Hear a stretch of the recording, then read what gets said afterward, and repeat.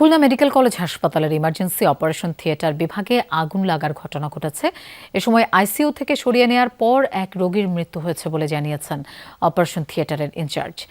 সকাল 6:30টার দিকে আগুন লাগার খবর পেয়ে ঘটনাস্থলে যায় ফায়ার সার্ভিসের 11টি ইউনিট। প্রায় 1 ঘন্টার চেষ্টায় আগুন নিয়ন্ত্রণে আনে তারা।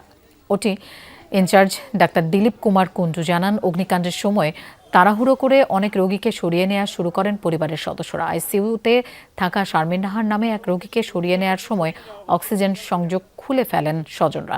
পরে তার মৃত্যু হয় বলে জানান ওটি ইনচার্জ।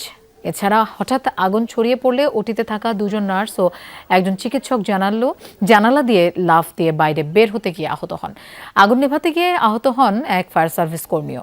ওটি বিভাগে থাকা 15 জন রোগীকেই নিরাপদে সরিয়ে নেওয়া হয় বলে জানিয়েছেন সংশ্লিষ্টরা। প্রাথমিকভাবে ফায়ার সার্ভিসের ধারণা, বৈদ্যুতিক শর্ট সার্কিট থেকে আগুনের সূত্রপাত।